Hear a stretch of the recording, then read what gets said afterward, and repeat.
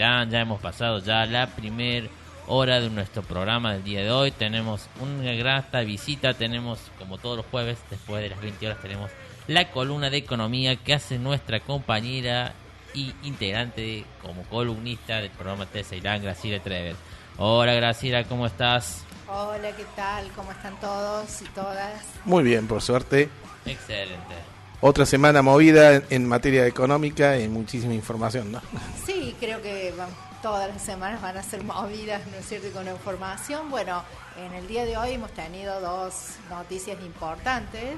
Sí. Primero, el destrabe y la llegada de los 7.500 millones de dólares que el ministro Massa fue a gestionar y a terminar de negociar con el Fondo Monetario Internacional, que dan un aire a las reservas, claro, ¿no? Que es un importante tema de la economía en general argentina. Y por el otro lado, el sorpresivo ingreso de Argentina junto con otros 4 países al grupo BRICS, ¿no? Uh-huh. Que un poco era algo que no se sabía qué pasaba, que parecía que se sacaba de agenda. Estaba latente, pero no se había confirmado. Se incorporamos de una. Sí. Tuvimos la grata noticia de la incorporación a los BRICS, que bueno, en realidad es una incorporación que se va a hacer efectiva y vigente a partir del 1 de enero del año que viene, ¿no? Del 24. Ahora bien, bueno, las dos noticias son relevantes. Lo primero porque da aire y tranquilidad a las reservas argentinas. Por supuesto, con esos 7.500 millones de dólares, Argentina tiene que recuperar lo que pagó al Fondo Monetario Internacional sin que estuvieran aprobadas la quinta y la sexta revisión. Uh-huh. Hay una modificación de metas y además tiene que devolver, por supuesto, lo que Qatar nos había facilitado para realizar esos pagos. Y otro tema con los yuanes, ¿no es cierto?, de lo que se estima que van a quedar netos unos 3.500 millones de dólares, más o menos, más los 2.000 remanentes que el ministro gestionó, serían unos 5.500 millones de dólares que van a dar aire a las reservas argentinas y la posibilidad de que el Banco Central intervenga en el mercado tratando de neutralizar cualquier posibilidad de disparo o disparada de los dólares, ¿no? Que bueno, que en Argentina es sensible en el sentido de que bueno, eso produce automáticamente una escala de precios, ¿no? Claro, se entiende. Sea deseado o no deseado, o sea nunca es deseada una devaluación, pero sea programada o provocada por lo que llamamos el mercado, siempre esto implica una escalada nueva de precios, ¿no? Y bueno, y el otro tema es los BRICS, ¿no? O sea, ese grupo formado por Brasil, Rusia, India, China y Sudáfrica. La importancia económica para Argentina, ¿qué destacarías? Bueno, Gracias. Sumamente importante para Argentina, ya que dentro de ese grupo están prácticamente los principales destinos de nuestras exportaciones hoy en día y los principales orígenes de nuestras importaciones también, en cierta forma. Entonces, evidentemente, la incorporación de Argentina para poder comerciar con los países integrantes de este grupo es muy importante. A ver, han dado vuelta hoy ante la noticia de la incorporación, ¿no es cierto?, posiciones de sectores de la oposición, algunos que dicen que van a salir y automáticamente que no quieren formar parte. Bueno, yo creo que eso está preocupando incluso al staff empresario argentino, porque si hablamos de no China, hablamos de no negociar con nuestro principal destino de las exportaciones, lo que significaría, repetir el daño que la sequía ha provocado en nuestras exportaciones como un fenómeno natural, pero esto ya no sería un fenómeno natural, sino que sería un hecho digamos, un hecho positivo por nuestros gobernantes. La verdad que sería como un, no sé, un salto al vacío, digamos, Claro, de Un nuestras salto al exportaciones, vacío. ¿no? Y vos que también la declaración Graciela de Trever, así que no, yo no voy de mi ley, quiero decir. Dice, yo no negocio con comunistas, decía. Bueno, yo creo que eso es un mundo que no existe en este momento, ¿no? O sea, la verdad que China hace rato que tiene un comportamiento, no hablemos de China hacia adentro, porque China hacia adentro hará lo que quiera, pero hacia afuera tiene un comportamiento netamente capitalista, ¿no? Claro, sí. Incluso participa del mercado financiero con uno de los bancos más importantes del mundo, ¿no? Con el CBC, y no lo hacen parámetros para nada comunistas. Sí, incluso digamos. la HSBC habla de la ciudad más importante de China, sino de... Por eso, y además el hecho de formar parte de los BRICS no excluye a que los países formen parte incluso del Fondo Monetario Internacional, porque claro, son países estaba que por forman parte preguntarte, de sí. los dos agrupamientos, ¿no es cierto? O sea, China ocupa un lugar importante dentro de la estructura del Fondo Monetario Internacional, no por ello.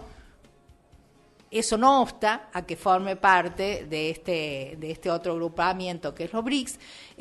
Para nosotros es muy importante, ya que eso posibilita que el comercio bilateral y multilateral entre los países que forman ese grupo puedan realizarse en monedas de esos mismos países. Y que nosotros podamos negociar con Brasil en reales es muy importante. Que podamos negociar con China en yuanes es muy importante, porque dejamos de tener esa dependencia total con el dólar, ¿no? Claro, sí, no prevalece la moneda del dólar. No, Claro, sería que para esas negociaciones es posible realizarlo con las monedas de esos mismos países, lo cual es importante. Y por el otro lado, para nuestro país, que está muy condicionado con préstamo con el Fondo Monetario Internacional, que por enésima vez vamos a decir que no tomó este gobierno, claro, tomó el gobierno del presidente Macri, ¿no es cierto?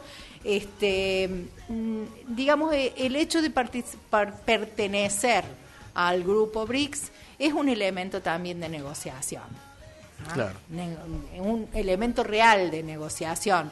¿Por qué? Porque el Fondo Monetario Internacional no termina siendo digamos, el garante de última instancia, como se demostró en esta última negociación, en el que Argentina pudo, aun cuando el Fondo Monetario Internacional no le giró los fondos, porque no estaba aprobada la quinta y la sexta revisión, pudo cancelar y no caer en problemas más graves que originarían la falta de pago, ¿no? Claro. Sí, no, la cesación. Entonces, bueno, algunos dicen que no es cesación, que primero se pide un waiver, que qué sé yo. Miren, sí, puede ser, pero los condicionamientos son cada vez mayores.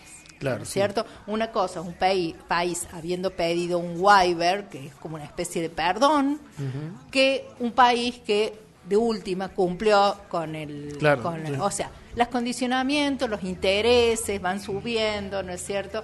Que se puede hacer, pero siempre es preferible evitarlo. Y miren, la única solución a sacarse el fondo de encima es la solución que adoptó Néstor Kirchner: pagarle y hacer que se vayan, ¿no es cierto? Esa es la única solución, porque nos impone una serie de condicionamientos. Al otro lado, los financiamientos que nos ofrecen o que por allí están a disposición a partir del Banco de los BRICS no tienen esos condicionamientos expresos. Son préstamos más flexibles, puede ser. En este momento son préstamos más flexibles, ¿no? O sea, no olvidemos que quien presta quiere cobrar. Siempre alguien algo quiere, ¿no es cierto? Alguien quiere cobrar. Sí. Yo les digo una cosa, yo creo que el fondo algo quiere cobrar, pero no quiere cobrar todo, porque eso le permite cumplir con su objetivo, que es condicionar las políticas económicas. Entonces, no es un organismo hecho para el desarrollo, en realidad, lo diga, sino que es un organismo hecho para condicionar políticas. Y sus programas son programas que hacen que el país cada vez sea más dependiente de ellos, ¿no es cierto?, de su fuente de financiamiento. O sea, a ver, los planes que están proponiendo son programas inflacionarios, son programas que lejos de tener el efecto que ellos dicen que debieran tener, tienen el efecto contrario, en definitiva. Claro, sí. El Fondo Monetario, digamos, está como no solamente condicionando las políticas de los países, sino es como que los préstamos que da son como, no sé si llamarlos usurarios, pero es como los países pagan los intereses de deuda, pero no terminan de pagar nunca el capital, ¿puede ser? Depende del préstamo y depende del país, ¿no es cierto? En el caso nuestro, un caso muy especial, porque Argentina le dieron un préstamo que es varias veces superior a lo que debió haber sido posible de acuerdo a la Carta Orgánica del Fondo Monetario Internacional. O sea, supongamos, Argentina con viento a favor debieron haberle dado 20.000 millones de dólares y resulta que de golpe, pero con mucho viento a favor, resulta que de golpe el crédito otorgado en realidad fue de 57.000 millones de dólares, ¿no es cierto? Claro. O sea, nada, no tiene relación. Por un lado, entonces, por el solo hecho de haberle dado ellos a Argentina un crédito varias veces superior a lo que Argentina debiera haberle tocado, porque a los países, de acuerdo al fondo, les toca de acuerdo a su peso dentro del Fondo Monetario Internacional. Entonces, eso hace de que a Argentina le correspondan intereses, sobrecargo de intereses. ¿Ah? Claro, sí. Y además tiene la particularidad que 60 y algo por ciento, o sea, casi 70% de lo que el Fondo Monetario Internacional tiene prestado, se lo tiene prestado a Argentina. ¿Ah? Entonces los pone en un lugar complicado porque, a ver, nominalmente les es difícil ceder, porque si ceden con Argentina tienen que ceder con otros países, ¿no es cierto? Entonces como Egipto, un caso particular. También, Egipto es uno de los países endeudados, pero bueno, no en la misma medida que Argentina, pero también es un deudor importante. Entonces, bueno, sí, en realidad los intereses son complicados. El Fondo Monetario Internacional ya vio que un crédito de 10.000 millones de dólares, Argentina lo pagó. Entonces se quisieron asegurar que no lo pueda pagar. Claro, sí.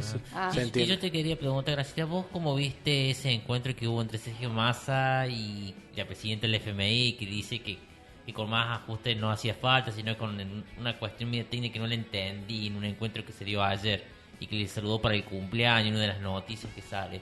Dice que no recuerdo exactamente qué dijo, o sea, pero hubo un encuentro con una foto que dice que no hacía falta tanto ajuste para hacer el desembolso, para pagar ese cuota que tenía que pagar. Claro, bueno, es que lo que pasa es que los acuerdos con el fondo fijan metas que el fondo va pidiendo que se ajuste el déficit. Y ajuste el déficit para el fondo es ajustar los gastos. Y los gastos son, fundamentalmente, lo que ellos llaman gastos, son el sistema jubilatorio, el sistema de educación, el sistema de salud, ¿no es cierto? Entonces, generalmente piden que el sistema de subsidios de tarifas, ¿no es cierto? Entonces, el fondo pide que el país ajuste sus gastos. Bueno, a ver, hay dos formas de llegar a un déficit o disminuir el déficit.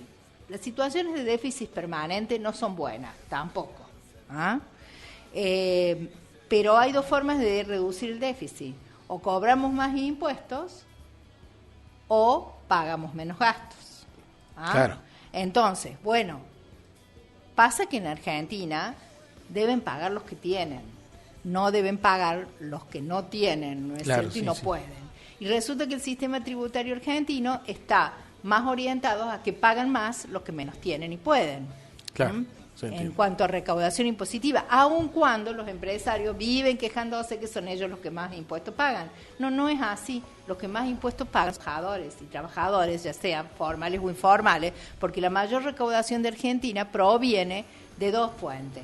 Del impuesto al valor agregado, que cae sobre los consumos, que pagamos todos cuando vamos al supermercado a comprar, y los sectores de menos poder adquisitivo destinan en proporción más parte de su ingreso consumo, entonces son los más afectados. O por el otro lado, hasta hace poco era de muchísima importancia, yendo gradualmente, el impuesto, lo que llamábamos el impuesto a las ganancias sobre los trabajos, sobre las rentas de los trabajadores, digamos, de determinados niveles. Entonces, los más afectados por los impuestos no son los empresarios, muy lejos de lo que se trata teóricamente de instalar, ¿no? Graciela, que te traigo de nuevo a los BRICS, ¿no? Recién decías que esto, bueno, son países que nosotros ya tenemos orientadas nuestras exportaciones y también son los principales países donde traemos las importaciones. Esta relación también va a posibilitar a futuro digamos, la posibilidad de que haya más inversiones o que se diversifiquen las inversiones. Sí, obviamente, o sea, es un grupo o un grupo de países que fomentan las inversiones, ¿no es cierto? Dependiendo de los proyectos es importante y además es el origen de la mayor parte de los bienes de capital e intermedios, ¿no? Claro. Para que funcione la industria. Lo que pasa es que los dos espacios, digamos, de la hoy oposición y que están allí pugnando por la presidencia, no piensan un país con desarrollo industrial. Entonces, la verdad, no les interesa el ingreso de los bienes de capital que provienen fundamentalmente de China, ¿no es cierto? Claro. Las máquinas, las herramientas, digamos, esos son productos que se importan de China y que son fundamentalmente, y que son inversión. Claro. Son inversión para que las industrias funcionen, para que funcione la industria. Entonces, bueno, yo diría que los trabajadores y trabajadoras, ya sean formales o informales, los profesionales, los estudiantes universitarios, la piensen muy bien cuando vayan a votar, porque lo que no se está proponiendo del otro lado es un país industrial, sino un país netamente primarizado y de prestación de servicios. Como antes de 1880. Ya no hace falta irnos tanto. Ya tuvimos esa experiencia, la tuvimos en los 90, claro, la tuvimos en el 76, ¿no es cierto? Y yo diría que en vez de la libertad avanza, esto es la libertad atrasa, porque la verdad que esas experiencias ya las hemos tenido. Claro, entonces, y fracasaron, terminaron desindustrializando el país, incrementando el desempleo, incrementando los tan odiados por algunos planes sociales, porque cómo funcionó la época, digamos, menemista. Claro. Funcionó dejando un montón de excluidos y cubriéndolos con planes sociales. Así como pasó con el gobierno del presidente Macri, ¿no? Porque Néstor Kirchner llegó con 3 millones de planes sociales, Cristina Kirchner se fue con 300.000 y cuando se fue Macri los planes sociales eran más o menos 850.000, o sea que ya estaban subiendo de nuevo, claro, debido a la expulsión de trabajo productivo. Entonces, bueno. Sí, y sobre todo también a la destrucción, digamos, del mercado interno. Seguro. Al bajar la capacidad de compra del mercado interno. Pero bueno, eso es algo también que es un punto pendiente en este momento de este gobierno, ¿no es cierto? Si bien logró sostener el empleo, no ha logrado, digamos, sostener la capacidad de compra que los trabajadores tenían a final del 2015. Eso es un punto pendiente y que, bueno, vamos a ver cuáles son las medidas que van a tomar a partir del alivio, en cierta forma, que trajo la entrada de estos 7.500 millones de dólares del Fondo Monetario Internacional, más los 2.000 millones que Massa consiguió también de financiamiento, pero bueno, creo que se imponen algunas medidas que repongan o recompongan el poder de compra de los trabajadores y trabajadoras argentinas. Esperemos que se den esas medidas que son necesarias, ¿no?, al bolsillo. ¿Vos crees que estos resultados que se están viendo de a poquito con estas medidas pueden mejorar un poquito la performance del gobierno de cara a octubre? También se va a la inauguración de una obras clave en el mundo energético, como el gasoducto del norte, un gasoducto que en Córdoba, que va a pasar por Tío Pugio. Porque todas esas medidas y las medidas de incentivo de consumo, como las políticas de los trabajadores y las políticas de los jubilados, ¿va a mejorar un poquito el performance electoral del gobierno? No lo sé, la verdad. O sea, yo creo que debiera, pero a ver, el voto no tiene una componente solamente económico, ¿no es cierto? Claro. Tiene un componente bastante importante emocional, ¿no? Yo creo que habría que llamar a la población a realmente reflexionar en qué tipo de sociedad quiere vivir, ¿no? Porque bueno, a quienes odian, a quienes tienen planes sociales, me parece que habría que preguntarles qué tipo de sociedad se va a generar si esas personas, más los trabajadores excluidos de sus puestos de trabajo, qué van a hacer cuando no tengan que darle de comer a sus hijos, ¿no? Claro. Y ahí creo que la sociedad se enfrenta a peligros concretos, ¿no? Concretos que se van encaminando hacia cosas que la sociedad argentina no está acostumbrada, que sí pasaron en la sociedad colombiana, que sí pasó en la sociedad mexicana, ¿no? Pues cuando el Estado se retira... ¿Quién asume el control, no? ¿Quién Claro. asume el control? Sí, en principio las corporaciones, pero las corporaciones también pueden ser las corporaciones del crimen organizado, por Exacto. ejemplo. En Argentina sí. solamente es Rosario, nomás hasta ahora, Sí, ¿no? pero... Sí, no, y parte del conurbano bonaerense y se va extendiendo. El peligro está latente, ¿no es cierto? Y cuando te están proponiendo que haya libre comercio de órganos, y cuando te están proponiendo que haya libre comercio de armas, y bueno, como que todo se va juntando porque alguien está esperando que el Estado se retire para ocupar el lugar, evidentemente. Claro. Entonces, la verdad que, no sé, la sociedad argentina tendrá que preguntarse si ese es el ambiente en el que quiere vivir, ¿no? Me parece difícil, hasta ahora no ha sido. Espero que reaccione en ese aspecto. Graciela, para ir cerrando, recién hablábamos de mercado interno. ¿Qué políticas pensás que debería tomar el gobierno nacional para incentivar, para fomentar el mercado interno?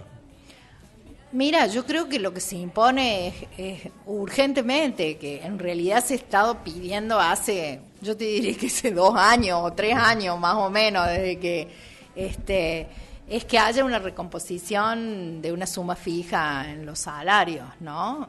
Me parece importante, porque el 20% que los trabajadores perdieron durante el gobierno de Macri, nunca fue recompuesto.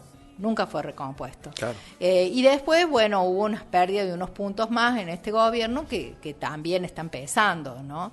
Entonces, pienso que... Y después, bueno, hay un gran sector de trabajadores informales a los que también hay que dirigir alguna mejora, ¿no?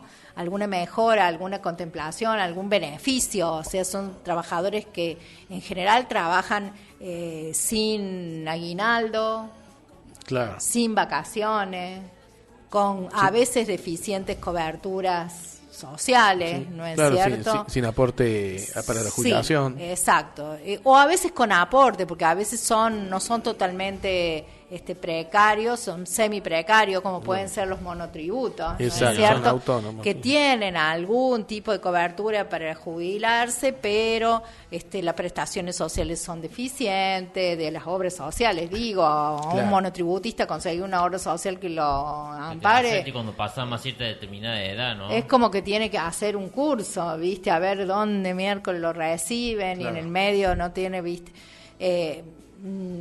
Bueno, qué sé yo, y no tienen aguinaldo, no tienen vacaciones, pagas muchas veces, y bueno, y allí está el gran problema y el gran tema es que el mismo Estado en todos sus niveles es también empleador en esas condiciones, claro, ¿no? Claro. Entonces creo que hay temas pendientes y temas que se podrían afrontar, pero bueno, también hay que ver hasta dónde da la posibilidad, ¿no es cierto?, pero bueno, algo me parece que hay que ir a demostrar de que la intención, o sea, yo admito que el ministro Massa debe haber estado muy complicado y estaba muy complicado para ofrecer algo de todo esto antes que llegaran los 7.500 millones de dólares, ¿no es cierto?, que ahora ha recibido.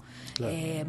Y lo estaba porque evidentemente tenía una especie de chantaje, ¿no es cierto?, casi expreso. Sí, ¿no? Claro, O sea, sí. Apriete casi. imposible de que hiciera anuncios antes de que esto se concretara. Ahora bien, ahora que se concretó, vamos a verlo caminar. Claro. Algo tiene que pensar para beneficio de digamos, los que más lo necesitan, Claro, ¿no? claro. Porque hemos estado dando prebendas a quienes, a los empresarios, ¿no es cierto?, para que liquiden, ¿no es cierto?, para tener reserva, bueno, pero y la otra parte, que son los trabajadores, bueno, algo necesitan. Esperemos que se haga, esperemos que ayude, ¿no es cierto? Y bueno, nada, yo creo que lo que pasa es que, a ver, ¿qué nos proponen del otro lado? Del otro lado nos proponen que más o menos, porque al principio era dolarizar violentamente, después pareció que no, que había que hacerlo gradualmente. Bueno, perfecto. Nos están proponiendo 30 años de que lo pasen mal la mayoría, para que las minorías, después de 30 años, te den una migaja. Claro. Bueno, fantástica elección. Si querías alguna solución rápida, la solución rápida que vas a tener es que vas a estar peor, ¿no? Claro. Entonces, bueno, no es suficiente, pero eso no es lo que propone digamos, Unión por la Patria, ¿no es cierto? Claro. Propone, lo que pasa que, a ver, cuando se entregó el gobierno a Macri, la Argentina estaba desendeudada totalmente. ¿Cuál había sido la idea? Y que nos desendeudáramos. No para que solamente nos desendeudáramos, porque el endeudamiento no es una mala palabra. A veces hace falta endeudarse para hacer inversiones que redunden en el crecimiento, ¿no es cierto? Entonces, Argentina estaba desendeudada. Vinieron, la endeudaron para nada, fugaron toda la plata. Ahora vamos a entregar a Argentina en la puerta de tener una balanza de pago en función del litio, de vaca muerta y de lo que se espera de las cosechas, espectacular, para que de vuelta hagan lo mismo. Claro. ¿No? Es como que nada. No, la historia se repite, ojalá que no sea así, ¿no? Claro. Graciela, te agradecemos mucho que nos hayas visitado a los estudios de Radio Mordisquito y al programa T de Ceilán como todos los jueves. Bueno, un gusto haber estado con ustedes y bueno, No. sigamos en esto. Muchísimas gracias, Graciela, por ceder tu tiempo al Multimedia Mordisquito en esta gran columna el día de hoy.